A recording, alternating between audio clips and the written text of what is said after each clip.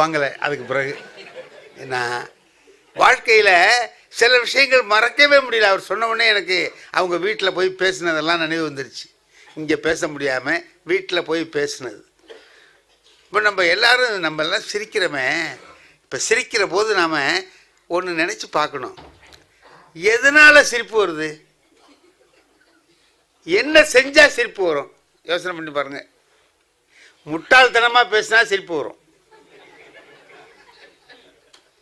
பேசக்கூடாத செய்தியை பேசினா சிரிப்பு வரும்.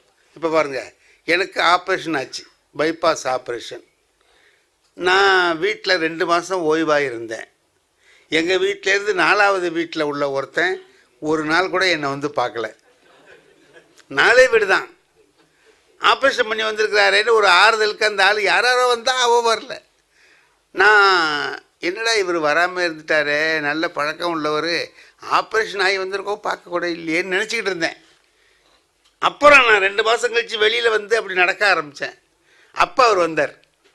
4வது வீட்டுக்காரர் வந்தவர் அப்படி பின்னாலே வந்தார். என்ன சார் உங்களுக்கு ஏதோ ஆப்ரேஷன்னு சொன்னாங்க? ஆமாம், ஆப்ரேஷன் ஆச்சு. இப்போ எப்படி இருக்குன்னு கேட்டார். நல்லா இருக்கு அப்படின்னு. நம்பாதீங்கன்னா இல்லை சார் நல்லா தான் இருக்கு, நல்லா இருக்கு அப்படின்னா. அப்போ தான் இருக்கும், மறுபடியும் வரும்னா. இல்லை சார் டாக்டர்லாம் சொல்கிறாங்க இனிமேல் வராதுன்னு சொல்கிறாங்க அப்படின்னு. டாக்டர் என்ன சார் கண்டான்? கும்பகோணத்தில் ஒரு ஆளுக்குன்னா ஏதோ ஒன்று தப்பாக சொல்ல போகிறான், நம்மளை பயமுறுத்துறதுக்கு ஏதோ ஒன்று சொல்ல ஆரம்பிக்க போகிறான்னு நினச்சி அதெல்லாம் இருக்கும். எனக்கு அப்படிலாம் வர அது பாருங்கள். நீங்கள் ஒன்று வச்சுங்க, டெய்லி வாக்கிங் போங்க. டாக்டர் என்ன சொன்னாரோ அது பூரா சொல்கிறான் இவன். டெய்லி வாக்கிங் போங்க, உப்பு சேர்த்துக்காதீங்க, எண்ணெய் உதவாதுன்னு என்னென்னமோ சொன்னான். நான் சொன்னேன், எல்லாம் சரியாக சொல்கிறீங்களே சார், பத்தியம்லாம் கரெக்டாக சொல்கிறீங்களே, எப்படி உங்களுக்கு இவ்வளவு பத்தியம்லாம் தெரிஞ்சிருக்கு? உங்களுக்கும் ஆப்ரேஷன் ஆச்சான்னு கேட்டேன். அதுக்கு அந்த ஆள் சொன்னான், எனக்கு ஏன் ஆப்ரேஷன் ஆகுது, நான் என்ன ஊராங்குடியை கெடுத்தேனா?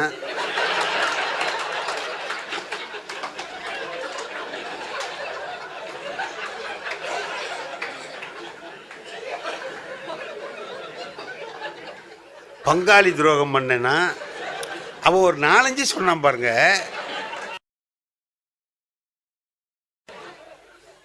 அதெல்லாம் செஞ்சுருந்தா தானே சார் ஆப்ரேஷன் ஆகும், எனக்கே ஆகுதுன்னு. அப்போ எனக்கு ஆயிருக்குன்னா என்ன அர்த்தம்? இந்த அநியாயம் பூரா நான் பண்ணியிருக்கேன்னு அர்த்தம். நான் நினச்சேன் இவன் ஏன்டா வரலேன்னு நினச்சேன் நம்மளை பார்க்க. நல்ல வேலைக்கு வராமல் இருந்தான். இவன் அங்கேயே வந்து பார்த்துருந்தானா நம்மளை ஒரு வேலை பண்ணி முடிச்சிருப்பான் அப்படின்னு நினச்சேன். இல்லை சார், இது என்னன்னு கேட்டால், எந்த நேரத்தில் எதை பேசணுமோ அதை பேசாமல் வேற ஒன்று பேசினான். இப்போ நீங்கள் எல்லோரும் சிரிக்கிறீங்களா இல்லையா? ஏன்? சந்தர்ப்பம் தெரியாமல் பேசினால் சிரிப்பு வரும். எந்த நேரத்தில் எதை நான் வந்து ஒரு துக்க வீட்டில் சிரிக்கலாமா? சிரிக்கக்கூடாது. நாகூரில் ஒரு நாயினா எங்களுக்கு ரொம்ப பழக்கப்பட்டவர் ஒருத்தர் இறந்து போயிட்டார். நான் அவர் வீட்டுக்கு துக்கத்துக்கு போயிருக்கேன். ரங்கராஜினி எனக்கு ரொம்ப ரொம்ப சிறந்த நண்பன். அந்த நாயனாவுக்கே சொந்தக்காரன் அவன். அவனோட துக்கக்கார வீட்டுக்கு மட்டும் போகக்கூடாது. அவன் ஏன்னா ஏதாவது ஒன்று சொல்லுவான், நம்ம சிரிக்கும்படியாக வந்துடும். துக்க வீட்டில் உட்காந்து சிரிச்சுக்கிட்டு இருந்தால் ஆளுக்காள் திட்டுவாங்களா இல்லையா? அதனால என்ன பண்ணுறது, அவன் அங்கே உட்காந்துதான். ஆஹா இவன் வந்திருக்கான்டா, நம்ம நைஸாக அவன் கண்ணில் படாமல் போயிடணும்னு சொல்லிட்டு அந்த அவன் அங்கேருந்து பார்த்துட்டான். டேய் நான் அங்கேயே இருன்னு, நான் வர்றேன்ட்டு வந்துட்டான். கிட்ட வந்து உட்காந்துக்கிட்டு சொல்கிறான், நாயனாவை கவனிச்சா? யாரை? செத்து போய் வச்சுருக்கிறவர் நாற்காலியில் உட்கார வச்சுருக்காங்க, அவரை கவனிச்சியான்னா. நான் கவனிச்சிட்டு தான் இருக்கிறேன், நீ பேசாமல் ஒன்று. சிரிச்சுக்கிட்டே செத்துருக்காருறான்னு.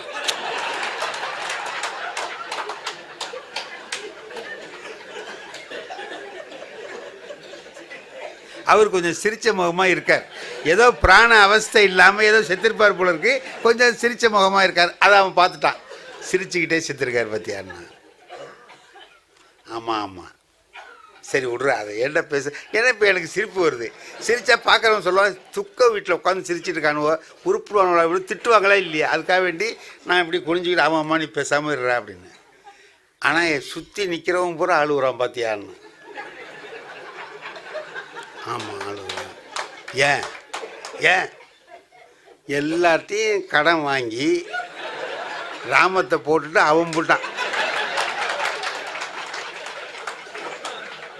கொடுத்தவன் அழுகுறான், அவன் ஏமாத்தினான்னு சிரிச்சுக்கிட்டு போயிட்டே இருக்கிறான்டா பாடுறான்னா. இப்போ இப்போ இதை கேட்டால் எனக்கு சிரிப்பு வருது. சிரிப்பு வந்தால் பார்க்குறவங்க என்ன சொல்லுவாங்க, துக்க வீட்டில் உட்காந்து சிரிச்சுக்கிட்டு இருக்கிறான் அப்படின்னு சொல்லி திட்டுவா. இப்போ நகைச்சுவை ஏடா கூடமாக சொல்லக்கூடாத இடத்துல ஒன்று சொல்லும்போது கேட்குறவங்களுக்கு சிரிப்பு, எங்கடா இங்கே போய் இப்படி சொல்லியிருக்கானேன்னு நினைக்கிறமா இல்லையா. என்னுடைய நண்பர் ஒருத்தர் என்னை விட கொஞ்சம் வயசு குறைச்சார், 3-4 வயசு என்னை விட குறைச்ச. மடப்புறம்னு திருவாரூரில் ஒரு இடம் இருக்குது, அது ரொம்ப நண்பர், தினம் நாங்கள் 2 பேரும் சந்திச்சுக்குவோம். இறந்து போயிட்டாருங்க ஒரு 6 மாதத்துக்கு முன்னாடி. முதல் நாள் பேசி இருந்துட்டு வந்திருக்கிறோம், அவர் இறந்து போயிட்டாருன்னு செய்தி வந்தோடனே எனக்கு என்னவா இப்போ தானே பேசி இருந்துட்டு போனால் எப்படி செத்தான்னு நினச்சிட்டு இருக்கேன். இல்லை ஹார்ட் அட்டாக்கு உடனே இறந்து போயிட்டார் அப்படின்னு. சரி நான் ஓடுறேன் பதறி போய். அவருடைய அம்மா இருக்காங்க, அவங்க வாசலில் உட்காந்துருக்காங்க. என்னை பார்த்த உடனே என்ன பண்ணாங்க, டக்குன்னு என் கையை விழுந்து பிடிச்சாங்க. நாங்கள் 2 பேரும் நண்பர்கள்னு அந்த அம்மாவுக்கு தெரியும். என்னை புட்டி அப்படியே இறுக்கி பிடிச்சி பரன்னு இழுத்துக்கிட்டு போனாங்க. அங்கே செத்து கிடக்கிறான்.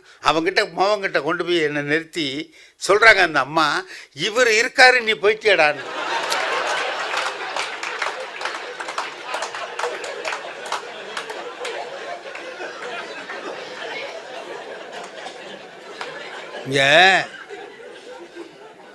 இப்போ எனக்கு என்ன, இந்த அம்மாவுக்கு புள்ள செத்தது கூட வருத்தம் இல்லை, நான் இருக்கிறது தான்.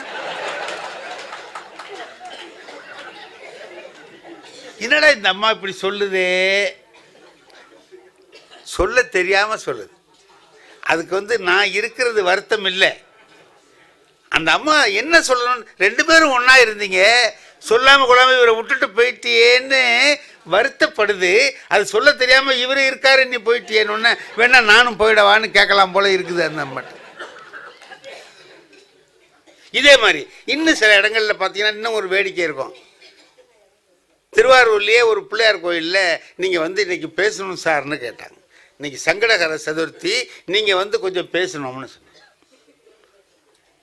நான் சொன்னேன் என்னையே இன்றைக்கி தான் பேங்கிற, நீ இன்றைக்கே சொல்கிறிய. இல்லை நாங்கள் வெளியில் போர்டு எழுதி வச்சுருவோம், நீங்கள் வந்துடுங்க, ஒரு மணி நேரம் பிள்ளையாரை பற்றி நல்லா பேசுகிறேங்க அப்படின்னு. சரி போனால் என்ன எழுதி வச்சுருக்கான், இன்று சங்கடகர சதுர்த்தி முடிந்தவுடன் இலக்கிய சொற்பொழிவு நடைபெறும், எல்லோரும் வருகன்னு போட்டிருக்கானே தவிர என் பேர் போடல. இன்னார் பேசுவார்னு போடணும்ல. நான் கேட்டேன் என்னப்பா இலக்கிய சொற்பொழிவுன்னு பொதுவாக போட்டிருக்கேன், என் பேர் போடலையடான்னு கேட்குறேன். அதுக்கு அவர் சொல்கிறான், இல்லை 4 பேர் வரணும்ல, அதுக்கு தான் பேர் போடலன்னு.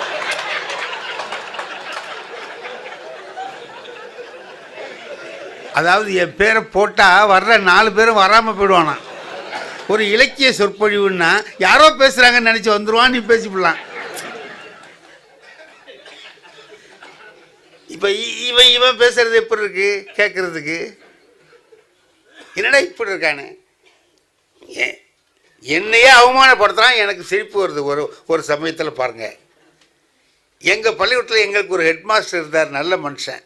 அவர் என்ன செய்வார்னு கேட்டிங்கன்னா, எப்போவுமே கிளாஸில் நல்ல ரிசல்ட் வரணும், ரிசல்ட்னால் நல்ல பர்சன்டேஜ் வரணும், நல்ல பேர் வரணும், பள்ளிக்கூடத்துக்கு நல்ல பேர் வரணும் அப்படின்னு சொல்லி அதுக்காக என்ன செய்வார், பள்ளிக்கூடத்துக்கு வராத பையன்லாம் இருக்கிறான், படிக்காதவன்லாம் இருக்கிறான், 10 மார்க்கு 15 மார்க்குக்கு மேலே வாங்காதவன்லாம் இருக்கிறான்.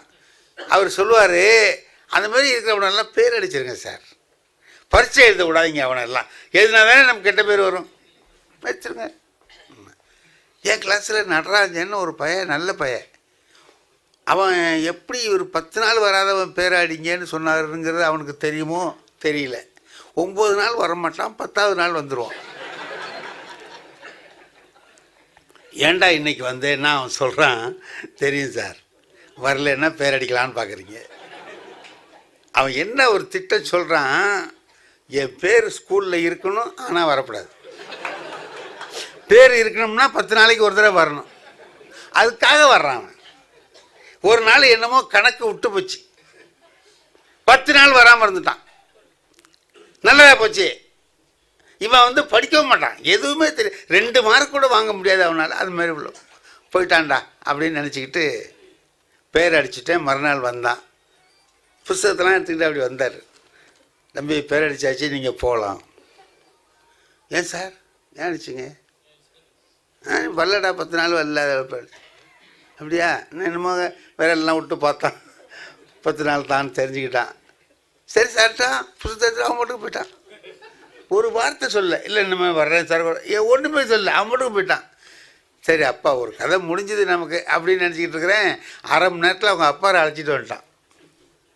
அவங்க அப்பாவை வந்து சொன்னார், நான் நடராஜனோட அப்பா சார்னார். வாங்க, உங்கள்கிட்ட தான் சொல்லணும்னு நினச்சிக்கிறேன், உங்கள் பையன் இருக்கானே என்ன. என் பையனை பற்றி எனக்கு தெரியாதா? பள்ளிக்கூடத்துக்கு வரமாட்டான். அதானே சார்? ஆமாம், வரமாட்டேங்கிறான். படிக்கவே மாட்டான், அதுவும் எனக்கு தெரியும். வந்தாலும் 4 பேரை கெடுப்பான். ஆமாம் சார், அவ்வளோ மோசமான பயலாக இருக்கிறானே உங்கள் பையன், இதெல்லாம் எனக்கு தெரியும் சார்னார். இது நீங்கள் சொல்கிறது பூரா என் பையனை பற்றி எனக்கு தெரியும். ஆனால் சார் ஒரே ஒரு வேண்டுகோள். என்ன? பேர் அடிச்சிடாங்க. ஏன் இந்த வருஷம் கொஞ்சம் போட்டு அடித்து ஒப்பேற்றி விட்டிங்கன்னா அவனை ஒரு வாத்தியார் வேலைக்காவது அனுப்பலான்னு பார்க்குறேன்.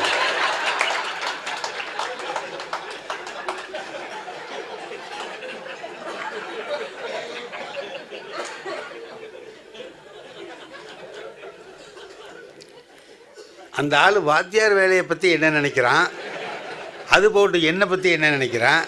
என்கிட்டே சொல்கிறான் பள்ளிக்கூடத்துக்கு வரமாட்டான், வந்தாலும் 4 பேரை கெடுப்பான், படிக்க மாட்டான், அவனை வாத்தியார் வேலைக்கு அனுப்பலான்னு பார்க்குறேன்னு சொல்லி. இப்போ நான் நினச்சேன், இனிமேல் உதைக்க வேண்டியது நடராஜனா இல்லை, அவன் அப்பாரை தான். அவன் வாத்தியார் வேலைன்னா என்னமோ மோசமான வேலைன்னு நினச்சிட்டு இருக்கானே அப்படின்னு நினச்சேன். இப்போ இதெல்லாம் நமக்கு நினச்சி பார்த்தாலும் சிரிப்பு வருது. எப்போது நினச்சோம்னாலும் நமக்கு ஒரு சிரிப்பு வர்ற மாதிரி அற்புதமான நிகழ்ச்சிகளாக வாழ்க்கையில் அமைஞ்சு போகுது. இதெல்லாம் நடந்தது. பொதுவாக என்னுடைய வாழ்க்கையில் இவைகள்லாம் நடந்த நிகழ்ச்சிகள் தான்.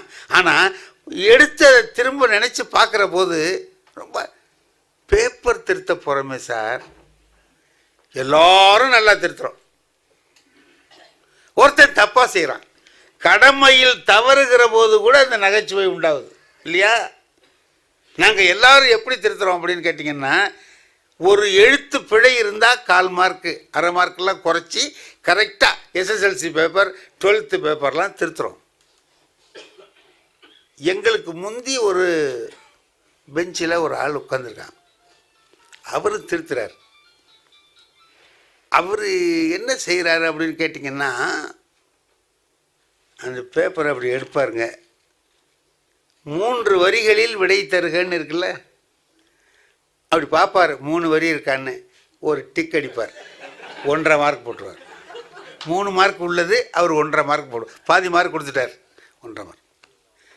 டிக் 1.5 டிக் 1.5 3 மார்க், 3 வரி இருந்தால் சரி, அவன் என்ன எழுதியிருக்காங்கிறத டிக் 1.5.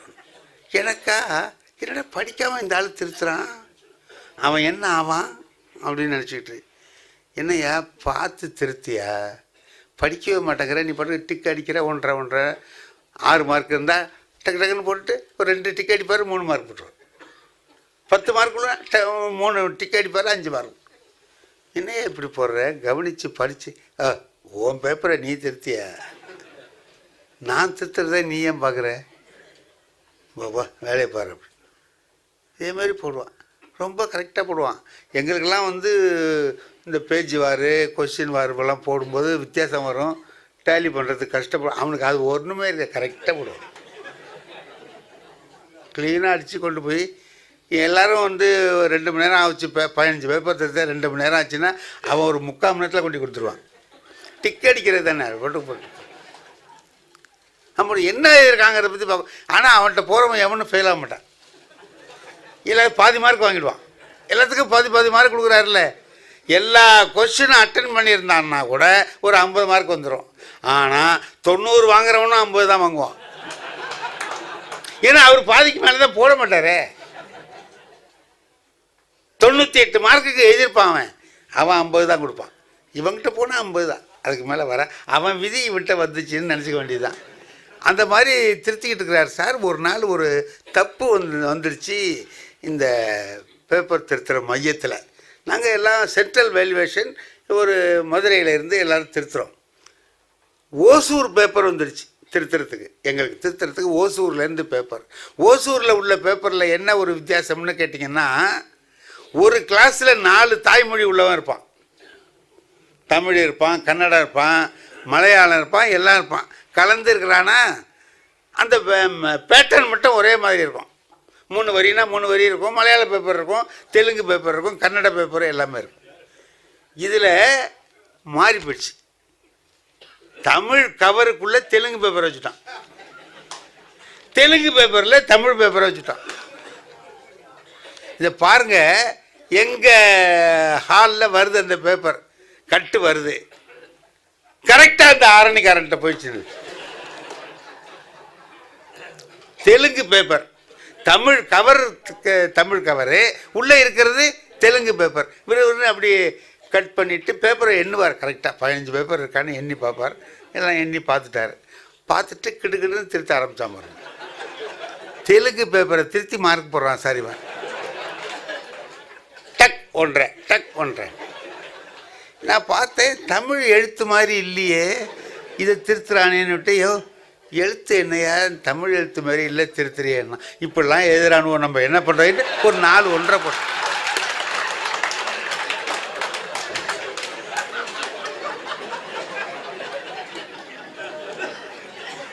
இப்படிலாம் எழுதுறானுவோ, நம்ம என்ன பண்ணுறதுங்கிறதுக்குள்ளே 4 டிக் அடிச்சிட்டான் சார். 4 டிக் அடிச்சுட்டான் போடுறான். அவன் பாடம் திருத்துறான். நல்லா கவனியா, தமிழ் எழுத்து உனக்கு நல்லா எழுதுறவன் பேப்பராக வருது, நீ கவலை இல்லாமல் திருத்துற. எனக்கு இந்த மாதிரி தமிழ் மாதிரி எழுதியிருக்கான பற்றியவன் எழுத்த பாரு, தமிழ் மாதிரி இருக்கா, இதெல்லாம் நம்ம திருத்த வேண்டியதாக இருக்குது, தலைவிதின்ட்டு போட்டோம். 3 பேப்பர் திருத்திட்டான் சார். எங்களுக்கெல்லாம் கேம்ப் ஆஃபீஸர் பெரியவர், டிஓ சிஓ ரேங்கில் உள்ளவர், ஒரு ஹால்லையாக போய் சொல்லிட்டு வர்றார், இந்த மாதிரி தெலுங்கு பேப்பர்காரவங்களுக்கு தமிழ் போயிருக்கு, அதுமாரி தமிழ் பேப்பர்காரவங்களுக்கு தெலுங்கு வந்திருக்கும், மாறி வந்தது அவங்க கொண்டாந்து கொடுத்துட்டாங்க, இங்கேருந்து இந்த பேப்பர் இன்னும் வரல, யார்கிட்ட இருக்குது தெலுங்கு பேப்பர் அப்படின்னு கேட்குறாரு. யாராவது லீவு போட்டிருக்கவங்ககிட்ட கவருக்குள்ளே இருக்கா, எடுத்து பார்க்கணும், பாருங்க கொள்ளுங்கன்னு சொல்கிறார். இவன் அப்பவும் அதை பற்றி கவலைப்படல, அவன் போட்டுக்கு டிக்குன்னு அடிக்கிறான். அவர் சொல்லிட்டு போனோன்னே என்கிட்ட சொல்கிறான், நான் என்னமோ சரியாக திருத்துறேன்னு சொல்கிறியே, தெலுங்கு பேப்பரை எவ்வளோ திருத்திக்கிட்டு இருக்கான் அப்படின்னு சொல்லிட்டு இவன் போடுறான். அடிச்சிட்டான் சார், அடிச்சு. இதுக்கிடையில் எங்கள் சீஃப் எக்ஸாமினர், எங்கள் 10 பேருக்கு ஒரு சீஃப் இருப்பார், அவர் சுற்றிக்கிட்டு வந்தவர் பார்த்துட்டார். என்னையா இப்படி இருக்க திருத்திக்கிட்டு இருக்கேன் நீ என்ன, இந்த மாதிரி எழுதியிருக்கானோ சார், இவன் பேப்பர்லாம் நம்ம திருத்த வேண்டியதாக இருக்குது, தலைவிதி தான் அப்படின்ட்டு ஒரு 3 டிக் அவருக்கு எதுக்கவே போட்டான். அதையா பாத்தியா, அவர் சொன்னார்ல, கேம்ப் ஆஃபீஸர் சொன்னாரா இல்லையா, தெலுங்கு பேப்பர் வந்திருக்குன்னு, தெலுங்கு பேப்பரை வச்சுட்டு நீ திருத்திட்டு இருக்கிறேன் கொண்டாயா இங்கே அப்படின்னு அவரை போட்டு அவர்கிட்ட எக்ஸ்ப்ளனேஷன் கேட்டு அது கேட்டு இது கேட்டு இவன் திருத்தின பேப்பரெல்லாம் மறுபடியும் திருத்துறான்னு சொல்லி எல்லா ஆர்டரும் போட்டாச்சு. இவன் என்ன இது என்கிட்ட கேட்குறான், அது சரி தெலுங்கு பேப்பரை ஏன் நம்மகிட்ட அனுப்புனானோ அப்படின்னு. அதாவது இவன் திருத்தனை பற்றி ஒன்றும் சொல்லலை, அவன் ஏன் அனுப்புனான்னு கேட்குறான். இதெல்லாம் முடிஞ்சு போச்சு சார். இந்த பேப்பரை கொண்டுட்டு போய் அப்படியே தெலுங்குக்காரங்கிட்ட கொண்டு கொடுத்த உடனே அதை வாங்கிட்டு அந்த தெலுங்குக்காரன் சொல்கிறான், கரெக்டாக திருத்திருக்காரு சார்.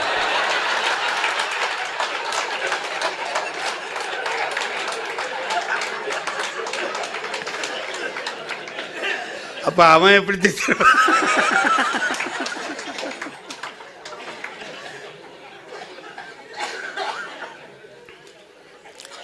இது ஒரு முட்டாள்தனமான வேலை. அவன் ஒரு ஆள் தான்.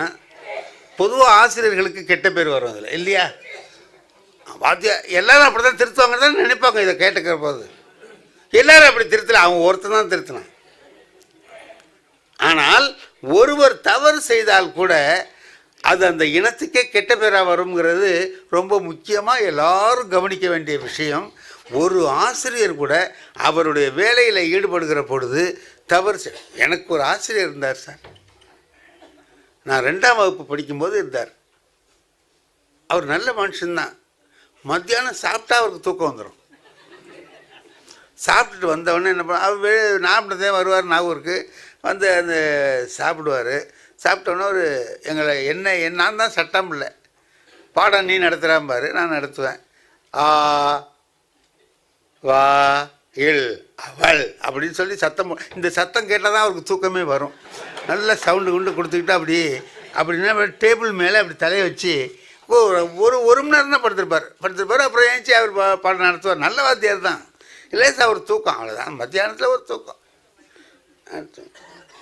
தூங்கும்போது என்கிட்ட சொல்லுவார், இந்த ஹெட் மாஸ்டர் வந்து சொல்லிப்பான், வந்தானா என்னை எழுப்பி விடு. சரி சார். ஹெட் மாஸ்டர் ஒரு நாள் தூங்கிட்டு இருக்காரு. ஹெட் மாஸ்டர் வர்றார். நான் சார் நல்ல தூக்கம், வேலையை வர்றேன் அப்படின்னு. ஹெட் மாஸ்டர் வர்றாரு. அவளை நான் தான் உன்னை பாடம் நடத்த சொன்னேன்ல. ஹெட் மாஸ்டர் வர்றாரு சார். என்ன வந்துட்டாரா? அப்படி அவர் கிளாஸுக்குள்ளே என்ட்ரு ஆகிட்டார். கிளாஸுக்குள்ளே வந்துட்டார் சார்னு ஒரு வேகமாக தட்டினேன். இல்லை முழிச்சார் சார். முழிச்சு அப்படி தவளை பார்த்தாரு. ஹெட் மாஸ்டர் வந்துட்டார். என்ன செய்கிறது, தூங்குறத அவர் பார்த்துட்டார். நடவடிக்கை எடுப்பாரேன்னு பார்த்தார். கவலையே படல அந்த ஆள். இப்படித்தான் சிங்கம் தூங்கி கொண்டிருந்ததுன்னு.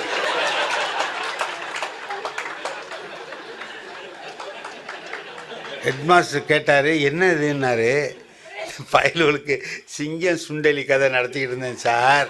சிங்கம் தூங்குச்சு, சுண்டலி மேலே ஏறி விளையாடிச்சின்னு சொன்னேன். சிங்கம் எப்படி தூங்கும்னு அவனு பார்த்தா இல்லையா கேட்டானோ, அதான் காமிச்சிக்கிட்டு இருந்தேன். நீங்கள் வந்துட்டீங்க. அவர் பார்த்தாரு, நீ எந்த ஊருக்கு போனாலும் உருப்பிட்டு அப்படின்னு. அதாவது சமாளிக்கிறதுங்கிறது இருக்கு பாருங்க, அது ஒரு விஷயம். இப்படி எப்படி சமாளிக்கிறது, இந்த மாதிரி ஒரு வந்துட்டார்னா என்ன பண்ணுறது அப்படின்னா எப்படி சமாளிக்கிறது அப்படின்ட்டு. அந்த காலத்தில் நாங்கள் ஒன்று செய்கிறது, ஒரு வேடிக்கை செஞ்சோம். ஒரு பள்ளிக்கூடத்தில் நடக்கிற விஷயத்தை ஒரு நகைச்சுவையை ஆக்கணும்.